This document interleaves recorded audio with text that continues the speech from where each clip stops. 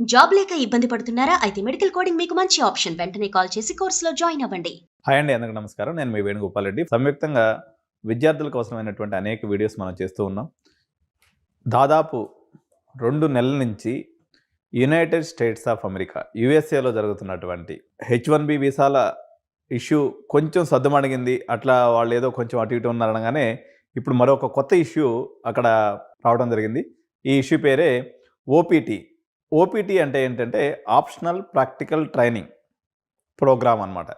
So ఇది international students ఎవరైతే అక్కడ చదువుతుంటారో వాళ్ళకి హెల్ప్ చేయడం కోసము ఈ యొక్క ప్రోగ్రామ్ అనేది నిర్దేశించబడింది అనమాట. సో దీని మీద మాగా మూమెంట్ ఎవరైతే మేక్ అమెరికా గ్రేట్ అగైన్ అని ఎవరైతే మూమెంట్ చేస్తున్నారో వాళ్ళందరూ కూడా వీళ్ళంతా వైట్స్ డొనాల్డ్ ట్రంప్ యొక్క సపోర్టర్స్ అనమాట. ఈ సపోర్టర్స్ అందరూ కూడా ఈ ఓపీటీ ప్రోగ్రాం వల్ల వాళ్ళ యొక్క ఉపాధి దెబ్బతింటుంది అనేది వాళ్ళ యొక్క అభియోగం. సో ఈ ఓపీటీని లేకుండా చేయాలని వాళ్ళు పెద్ద ఎత్తున నినాదాలు చేస్తూ ఉన్నారు. సపోర్ట్ పాయింట్ ఆఫ్ వ్యూలో మనం తీసుకున్నప్పుడు 65% అమెరికన్స్ ఇటు H1B వీసా మీద కానీ అదేవిధంగా ఆప్షనల్ ప్రాక్టికల్ ట్రైనింగ్ ఓపీటీ మీద కానీ వాళ్ళు వ్యతిరేకంగా ఉన్నారు. కేవలం ఒక 20-25% మంది మాత్రమే దీనికి ఓకే అనేటువంటి పరిస్థితి అక్కడ ఉందన్నమాట. అసలు ఈ ఓపీటీ అంటే ఏంటి అని మనం చూసినప్పుడు మన పిల్లలందరూ కూడా అక్కడ ఎంఎస్ చేయడానికి వెళ్తుంటారు. ప్రధానంగా మన పిల్లలు ఎక్కువగా వెళ్ళేటువంటి కోర్సెస్ ఏదైతే ఉన్నాయో ఇవి మనకి కంప్యూటర్ సైన్స్ కోర్సుల్లో వీళ్ళు ఎక్కువ మంది పిల్లలు వెళ్తూ ఉంటారు అనమాట. వెళ్ళినటువంటి వాళ్ళు కోర్స్ అయిపోయిన తర్వాత వాళ్ళ యొక్క రిలవెన్స్ ఫీల్డ్లో ఎక్స్పీరియన్స్ పొందడం కోసము 1 year పాటు వీళ్ళకి అక్కడ వర్క్ చేసుకునే దానికి పర్మిట్ అనేది ఉంటుందన్నమాట. సో ఎవరైతే స్టెమ్ కోర్సెస్ చదువుతారో సైన్స్, టెక్నాలజీ, ఇంజనీరింగ్, మ్యాథ్స్ ఎవరైతే చదువుతారో వీళ్ళకి ఈ యొక్క ప్రోగ్రామ్ని మరో 24 months ఎక్స్టెండ్ చేసుకునేటువంటి అవకాశం కూడా ఉందన్నమాట. ఎవరైతే ఈ యొక్క ఓపీటీలో ఉంటారో వీళ్ళ యొక్క కన్వర్షన్ రేటు H1B వీసా పొందేదానికి మరింత వీళ్ళకి ఎక్కువ అవకాశం ఉంటుంది. సో ఈ ఓపీటీని H1B వీసా యొక్క గేట్వేగా మనం చెప్పవచ్చు. సో ఎవరైతే విద్యార్థి అక్కడికి వెళ్తాడో ఫస్ట్ ఈయన F1 వీసా మీద వెళ్తాడండి. F1 వీసా మీద దగ్గర నుంచి అది ఓపీటీగా మారుతుంది. ఓపీటీగా ఉన్నప్పుడు కూడా ఈయన F1 వీసా మీద ఉన్నట్టే. అక్కడి నుంచి అది మళ్ళీ తర్వాత పర్మనెంట్ ఎంప్లాయ్మెంట్ కింద పోయేసి H1B వీసాగా మారుతుంది. ఈ విధానంలో ప్రధానంగా లబ్ధిదారులు ఎవరు అంటే పర్టికులర్గా ఇండియన్ స్టూడెంట్స్ అండి. ఎందుకంటే 4 లక్షల మంది మన పిల్లలు వెళ్తే ఇంచుమించు 1,00,000 మంది మన పిల్లలు ఓపీటీకి అప్లై చేశారనమాట. సో ఓపీటీకి అప్లై చేసే కమ్యూనిటీలో ప్రధానంగా ఇండియన్ కమ్యూనిటీ, దాని తర్వాత చైనా, దాని తర్వాత కెనడా, బ్రెజిల్ ఈ దేశాల నుంచి వచ్చినటువంటి విద్యార్థులంతా కూడా ఈ యొక్క ఓపీటీ ప్రోగ్రామ్కి పర్టికులర్గా అప్లై చేసుకుంటూ ఉంటారు. తద్వారా వాళ్ళు H1B తీసుకొని అక్కడ సెటిల్ అవ్వడానికి ప్రయత్నం చేస్తూ ఉంటారు అనమాట. సో ఇప్పుడు మనకు 2 రకాలుగా దీంట్లో ఏ చిన్న చేంజెస్ చేసినా అంటే ఈ ఓపీటీ యొక్క డ్యూరేషన్ తగ్గిస్తారని చెప్తున్నారు. మేబీ అది ఉన్నటువంటి 3 yearsని కాస్త ఓన్లీ 1 year మాత్రమే చెప్పొచ్చు. ఒబామా పీరియడ్లో ఇది ఇప్పుడు వచ్చేసి 36 months ఏదైతే ఉందో 29 months ఉండింది. సో అనదర్ 7 months అప్పుడు పెంచడం జరిగింది. సో ఇప్పుడు మళ్ళీ పాత విధానానికి వెళ్తారా లేదా కేవలం 1 సంవత్సరానికే పరిమితం చేస్తారా? ఇది ఏది చేసినప్పుడు కూడా ఓవరాల్గా మన యొక్క డాలర్ డ్రీమ్స్ మొత్తం కరిగిపోయినట్టే. ఎందుకంటే ప్రధానంగా మనం 40 నుంచి 50 లక్షల రూపాయలు ఇన్వెస్ట్ చేసి యుఎస్కి వెళ్తున్నాం అన్నట్లయితే దాని యొక్క ప్రధాన ఉద్దేశం ఏంటంటే ఈ 2 yearsలో ఎవరైనా మనకి యుఎస్ చేసే పనులు ఏంటి అంటే 1 year ఫీజు కట్టేసుకుంటారు, బ్యాంక్ గ్యారెంటీ చూపించేసుకుంటారు, అక్కడికి వెళ్ళేసి పార్ట్ టైంలు చేసుకుంటూ ఫీజు కట్టుకుంటూ ఓపీటీలో వచ్చిన డబ్బులతో ఇంకా మిగిలిచి ఇంటికి కూడా పంపిస్తుంటారు అనమాట. అయితే ఇప్పుడు పరిస్థితులు బాగాలేవు, అక్కడ కూడా పార్ట్ టైం దొరకట్లేదు, ఇబ్బంది ఉంది. కానీ నేను 3 years బ్యాక్ లేకపోతే కోవిడ్కి ముందు సిచ్యువేషన్ కానీ తీసుకున్నప్పుడు పార్ట్ టైం వాళ్ళకి కంఫర్టబుల్గా దొరికేది.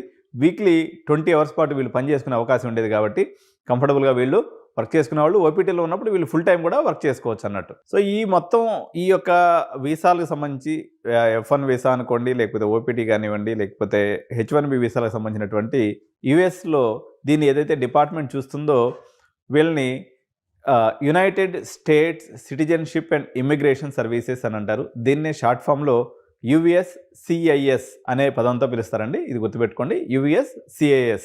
సో ఇది ఒక డెఫినేషన్ ఇస్తుందన్నమాట. అంటే ఎవరికి ఏ విధానాలు ఉండాలనేది, ఏ రకంగా ఇంటర్నేషనల్ విద్యార్థులకి ఎటువంటి వీసాలు ఇవ్వాలి, లేకపోతే వాళ్ళ వర్క్ పర్మిట్స్ ఎన్ని రోజులు ఉండాలి, ఇవన్నీ కూడా డిఫైన్ చేసేది ఈ యొక్క UCICS అనేటువంటి వ్యవస్థ అనమాట. సో మీ అందరికీ తెలిసిందే, ఎవరైతే ఫుల్ టైంలో అక్కడ ఎంఎస్కి వెళ్తారో వీళ్ళకనేది ఈ ఓపీటీ అనేది అందుబాటులోకి వచ్చేస్తుంది. ఒక అకాడమిక్ ఇయర్ కానీ ఉన్నట్లయితే వీళ్ళకి ఓపీడీ మీదకి వస్తారు. 2 అకాడమిక్ ఇయర్స్ ఉన్నట్లయితే మొత్తం 3 ఇయర్స్ వీళ్ళకి ఓపీటీ అనేది వచ్చేస్తుంది అనమాట. సో దీంట్లో ఓపీడీలో కూడా 2 రకాలు ఉంటాయండి.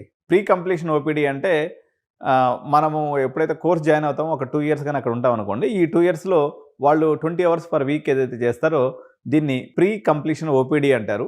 సో ఎవరైతే కోర్స్ కంప్లీట్ అయిపోయిన తర్వాత ఫుల్ టైం వాళ్ళకి సంబంధించినటువంటి వర్క్లో ఉంటారో దాన్ని పోస్ట్ కంప్లీషన్ ఓపీడీ అని దీన్ని ఈ రకంగా పిలుస్తూ ఉంటారు. సో మొత్తం యూఎస్లో ఉన్నటువంటి ఓపీటీ స్టూడెంట్స్లో ఇండియన్ స్టూడెంట్స్ యొక్క బేసు 30% వరకు ఉంటుందండి.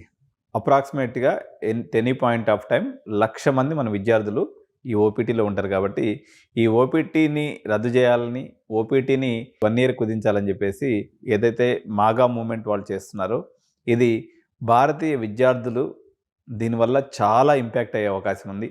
ఇప్పుడు ఇలాంటి డెసిషను కెనడా దేశం కూడా ఒకటి తీసుకొని వచ్చింది. ఏదైతే వాళ్ళకి పిఆర్ పర్మనెంట్ రెసిడెన్సీకి ఏదైతే అవసరమైనటువంటి ఎంప్లాయబిలిటీ పాయింట్స్ ఉన్నాయో వాటిని వెత్తేసింది అనమాట.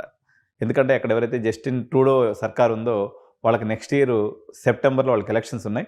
ఆ ఎలక్షన్స్ని బేస్ చేసుకొని ఈ యొక్క దాన్ని వాళ్ళకు వచ్చేటువంటి పర్మనెంట్ రెసిడెన్సీకి వచ్చేటువంటి పాయింట్స్ ఏదైతే ఉన్నాయో ఆ పాయింట్స్లో మెజారిటీ ఆఫ్ ది పాయింట్స్ వాళ్ళ ఎంప్లాయ్మెంట్ నుంచి వస్తాయన్నమాట. ఆ పాయింట్స్ని కన్సిడర్ చేయమని చెప్పేసి ఆయన ఈ మధ్య ఒక జీవో జారీ చేశాడు. దాని మీద మనం నెక్స్ట్ వీడియోలో కూడా చర్చిద్దాం. సో ఒక రకమైనటువంటి అన్సర్టనిటీ ఏర్పడిపోయింది. భారతీయులకి ఎక్కడ పోయినా కూడా అనేక రకాలైనటువంటి ఇష్యూస్ వస్తూ ఉన్నాయి. అక్కడ ఉన్నటువంటి ఎగ్జిస్టింగ్ గ్రీన్ కార్డ్ హోల్డర్స్ని కూడా మళ్ళీ మొత్తం రివ్యూ చేస్తామని ఇంకో పక్క గవర్నమెంట్ చెప్తూ ఉంది. అంటే మీరు చేసినటువంటి అప్లికేషన్స్ ఏదైతే పాత దాంట్లో ఏదైనా మిస్టేక్స్ ఉన్నప్పుడు కూడా దాన్ని కూడా ఇప్పుడు తిరగదోడి మళ్ళీ మీ గ్రీన్ కార్డ్ని కూడా క్యాన్సిల్ చేస్తామని చెప్తున్నారు. H1B వీసా నిబంధనల్ని కఠినతరం చేస్తామని చెప్తున్నారు. H4 ఏదైతే డిపెండెన్స్ వీసాలు ఉన్నాయో దాని మీద కూడా చాలా కఠినమైనటువంటి నిబంధనలు విధిస్తామని చెప్తున్నారు. ఇంకోటి ఏంటంటే పార్ట్ టైం పాయింట్ ఆఫ్ వ్యూలో కూడా ఏదైతే మనం యూనివర్సిటీకి జనరల్గా మనం అక్కడికి వెళ్ళేటువంటి విద్యార్థులకు ఏం పర్మిషన్ ఉంటుందంటే విత్ ఇన్ ద యూనివర్సిటీలో వర్క్ చేసుకునే పర్మిషన్ ఉంటుంది అనమాట. కానీ మన వాళ్ళు చూసి చూడనట్టుగా బయటికి పోయి అదే ఇది పనులు చేసుకుని కొంచెం సంపాదించుకుంటూ ఉంటారు. ఇప్పుడు ఆ అవకాశం కూడా లేకుండా పోయే పరిస్థితి వచ్చేసింది. ఓన్లీ ఏమాత్రం చిన్న తేడా జరిగినా మీరు అక్కడ హోమ్ల్యాండ్ సెక్యూరిటీ ఎవరైతే ఉంటారో వాళ్ళు మిమ్మల్ని నిర్బంధించి ఏదర్ డిపోర్టింగ్ అన్నా చేస్తున్నారు, లేకపోతే కేసులైనా పెట్టేటువంటి అవకాశం ఉంది. కాబట్టి మనం ఒకసారి పునరాలోచించుకోవాలి. మనకి నెక్స్ట్ ఆల్టర్నేటివ్స్గా ఏమున్నాయి, మనకు ఉన్నటువంటి యూరోప్ అనుకోండి, లేకపోతే ఇతర కంట్రీస్ ఎక్కడెక్కడైతే అవకాశం ఉందో సో ఆ అవకాశాలన్నింటిని కూడా ఎక్స్ప్లోర్ చేయాల్సినటువంటి సందర్భం వచ్చింది. ఇప్పుడు నేనైతే చెప్తున్నా, యాక్చువల్గా మేము ఈ కొంచెం అంటే అంత యుఎస్ అంత పెద్ద మార్కెట్ కాకపోయినా దుబాయ్ మార్కెట్ కూడా ఒక రకంగా ఎంప్లాయ్మెంట్ పరంగా మనకి ఒక ప్రామిసింగ్ అమౌంట్ అనేది అక్కడ వస్తుంది. దాదాపు ఇంటర్నేషనల్ యూనివర్సిటీస్ అన్నీ కూడా అక్కడ ఉన్నాయి. కాబట్టి దుబాయ్ మార్కెట్ని కూడా మీరందరూ కూడా ఎక్స్ప్లోర్ చేయండి. సో యూకేలో సిచ్యువేషన్ ఉంది, కానీ యూకే యొక్క కాస్ట్ అనేది చాలా ఎక్కువ ఉంది. మనకి ఏదైతే పోస్ట్ కంప్లీషన్ ఆఫ్ అయిపోయిన తర్వాత స్టడీ అయిపోయిన తర్వాత జాబ్ మార్కెట్ అనేది బాగా డల్గా ఉంది అక్కడ. సో ఆస్ట్రేలియా, కెనడాల పరిస్థితి అయితే మన వద్దనే రకంగానే వాళ్ళ పరిస్థితి ఉంది. అక్కడ వాళ్ళకి ఏంటంటే హౌసింగ్ క్రంచ్ వచ్చేసింది అనమాట. ఈ మైగ్రెంట్స్ అంతా రావడం వల్ల వాళ్ళకు ఉండడానికి ఇల్లు లేకుండా పోయినటువంటి పరిస్థితి వచ్చేసింది అక్కడ. అదేవిధంగా రెంట్స్ అనేవి కూడా చాలా కాస్ట్లీ అయిపోవడం వల్ల ఈ యొక్క మైగ్రేషన్ని కుదించాలి అని చెప్పేసి ప్రభుత్వం సూత్రప్రాయంగా నిర్ణయం తీసుకొని దానికి అనుగుణంగా ఒక్కొక్క జీవోని అక్కడ తయారు చేస్తూ వస్తుందన్నమాట. Thank you so much. Bye bye.